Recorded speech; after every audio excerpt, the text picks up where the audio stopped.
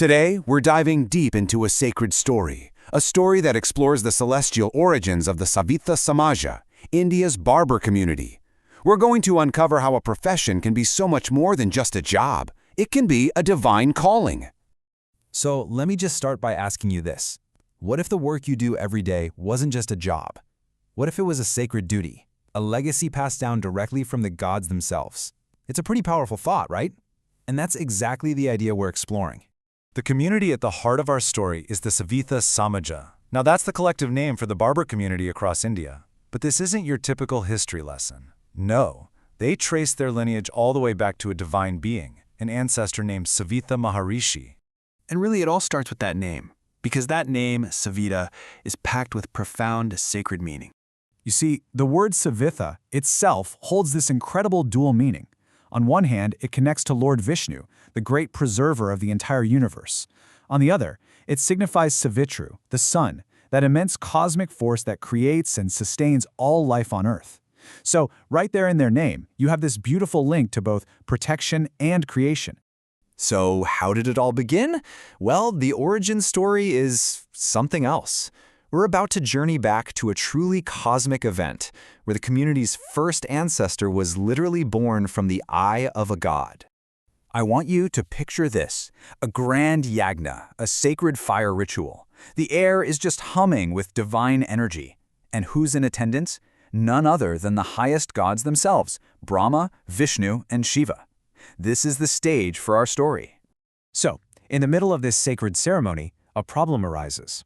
The fire is so intense that it actually starts to singe and disfigure Lord Shiva's magnificent wild hair. Seeing this, the goddess Parvati becomes distressed and asks him to do something about it. And what does Shiva do? In this incredible moment of spontaneous creation, he simply opens his right eye, and from its divine light, Savitha Maharshi is born into existence. You know, the ancient texts, the Puranas, they tell us that Shiva's two eyes represent the sun and the moon. And this quote really brings it all together. Because he was born from the eye that symbolizes the sun, he's forever linked with Savitru, the sun god. And that's exactly why he carries the name Savita Maharshi. His name literally is his origin story.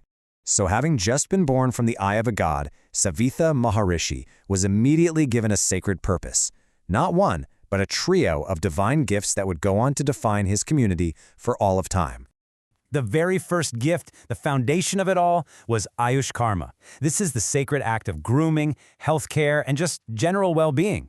And what was his first task? To care for Lord Shiva himself, restoring his divine appearance and comfort right there at the yagna.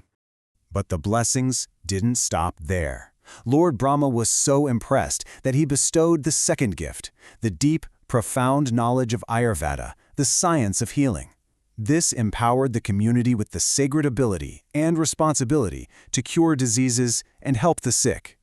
And finally, Lord Shiva himself, so pleased with Savitha Maharishi's service, granted him a third gift, the art of nada, which is sacred music. He was given divine instruments and the power to create music that could connect humanity with the heavens, drawing from the sacred melodies of the Samaveda. Okay, so we've got the incredible origin and these three sacred duties.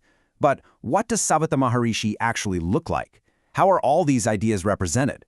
Well, let's decode his divine form, because every single detail tells a piece of this story.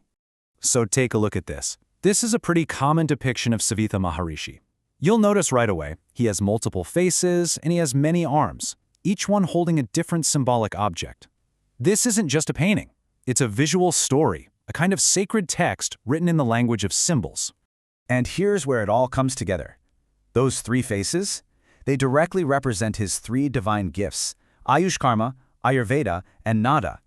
The veena he holds is for divine music. The Amrita Kumbha, or pot of nectar, symbolizes immortality and healing. The lotus, or Padma, stands for purity, and the Japamala beads represent devotion. His entire form is a map of his divine purpose. So that's the ancient mythology. But how does all of this actually resonate in the real world, in the lives of the Savitha Samaja?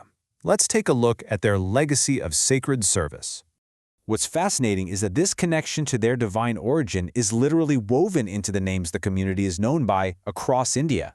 Names like Nai or Nayanaga actually mean born from the eye. Bhajantri refer to their role as musicians, and titles like Vaidya or Hakim are a direct nod to their sacred gift of healing. You can draw a straight, unbroken line from the myth to their role in society. They were blessed in the stories with the wisdom of Dhanvantari and the pot of immortal nectar. And in the real world, for centuries, they served their communities as respected healers, as Vaidyas, Hakims, and even Dhanvantari Brahmins. It's a direct inheritance. And this might be the most profound part of all.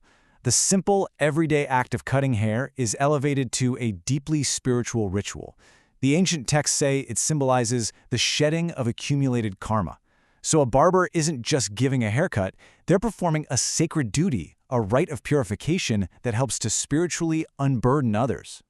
The story of the Savitha Samaja shows us that a profession can be a universe of meaning, a sacred inheritance. And it really leaves us all with a question to think about. How do the ancient stories and sacred origins of our own lives continue to define who we are today?